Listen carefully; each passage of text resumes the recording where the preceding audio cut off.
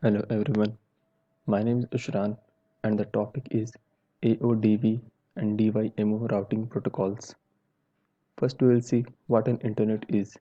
An internet is a combination of networks connected by routers.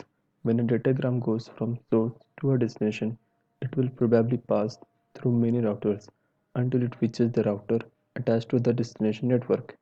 Now, what is inter and intra-domain routing? Today, an internet can be so large that one routing protocol cannot handle the task of updating the routing tables of all routers. For this reason, an internet is divided into autonomous systems. An autonomous system is a group of networks and routers under the authority of a single administration. Routing inside an autonomous system is called intra-domain routing. Routing between autonomous systems is called inter-domain routing. Now we will see what an AODV is. AODV is a packet routing protocol designed for use in mobile ad hoc networks. It is intended for networks that may contain thousands of nodes. Source, destination, and next stop are addressed using IP addressing. Each node maintains a routing table that contains information about reaching destination nodes. Following are the main features of AODV protocol. The AODV, that is ad hoc on demand distance vector protocol, is both on demand and a table driven protocol. The packet size is uniform, unlike DSR. In, Unlike DSDV, there is no need for system wide broadcast due to local changes. AODV supports multicasting and unicasting within a uniform framework. There are also other features of AODV. Each router has a lifetime after which the route expires if it is not used. A route is maintained only when it is used, and hence old and expired routes are never used. Unlike DSR, AODV maintains only one route between a source destination pair. Now we'll see an example of AODV route discovery. There are 5 nodes S, A, B, C, and D. Node S needs to route to D. Following are the steps. Node S First, node S needs to route to D, so it creates a route request, that is RRQ.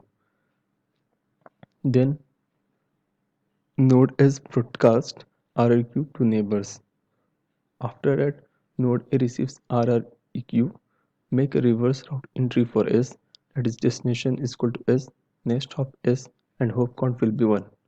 It has no routes to D, so it rebroadcasts RREQ.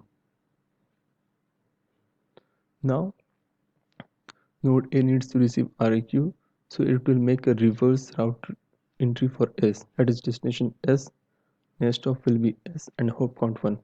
It has no routes to D, so it rebroadcasts RREQ.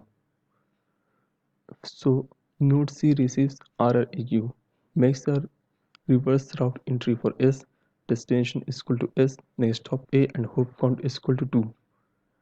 It has a route to D and a sequence for route to D, that is D's sequence in RREQ. Also, node C receives RQ, so how it will work. C creates a route reply RREP and unicast RREP to A. Then you will see in the diagram that C requests RREP to A, then A requests RREP to S, and then node S receives RREP, make a forward route entry to D, destination is equal to D, next stop will be A, and hop count is 3. It sends data back packet route to D. Now we'll see AODV route maintenance.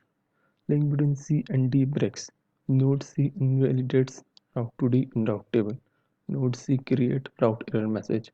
List all destinations that are now unreachable. Sends to upstream neighbors. Node A receives RRER. Checks whether C in its next hop on route to D. Delete route to D. Makes distance infinity. Forwards RRER to S. Node S receives RRER, checks whether S A is its next stop on a route to D, deletes route to D, rediscover route if it is still needed. Now we'll see AOD forward path setup. Node S receives RRAP, makes a forward route entry to D, destination will be D, next stop will be A, and hop count will be 3. Now, AODV routing. There are two phases, route discovery and route maintenance. Each node maintains a routing table with knowledge about the network. AODV deals with route table management. Route information maintained even for short-lived routes, reverse pointers. There are some security attacks in AODV. Black hole attack, message tampering attack, and message dropping attack. So we will summarize AODV here. First, routes need to be included in packet headers. Nodes maintain routing tables containing entries only for routes that are in active use. At most one next stop per destination maintained at each node. DSR may sorry, DSR may maintain several routes for a single destination. Sequence numbers are used to avoid old broken routes. Sequence numbers prevent formation of routing loops. Unused routes expire even if topology does not change. Now we will see DYMO, that is Dynamic On-Demand Managed Routing Protocol. So mobile ad hoc networks, that is MANETs, self-configuring network of mobile routers. It's an arbitrary topology. There are need for dynamic ad hoc routing protocols, AODV ad hoc on demand, DYO dynamic MANET on demand, OLSR optimized link state routing. How now DYMO packets works with four types of packets: route discovery, route request and route reply, then data packets and route maintenance, router hello packet AODV. DY packet contains following: IP destination address, UPD destination port, hop limit, target node address, original node address, original sequence number, optional information. The optional information are target node last sequence number, last known hop count, other nodes routing information, number of current hop. DYMO routing table. Information contained in the table are addresses, sequence number, next hop address, next hop interface, route broken, and hop count, which is optional. Now we'll see the performance of DYMO. Maximum hop per packet TTL, number hops to node in the routing table, hop counts from different routes, that is vector based decision, preventing loops, sequence number plus IP address remembered, and route timeout. So we will see an example of DYMO. There are four persons: Alice, Carol, Dave, and Bob. Now Alice sends RREQ request to Carol, and Carol sends RREQ request to Alice. So what actually is, Alice knows how to reach Carol directly. It knows Alice knows how to reach Dave via Carol and to Bob via Carol. Carol will send RREQ request to Dave, and Dave will send further back RREQ request to Carol. In this way, Alice will contact Carol, then it will contact to Dave and Bob. So it's like this way as is shown.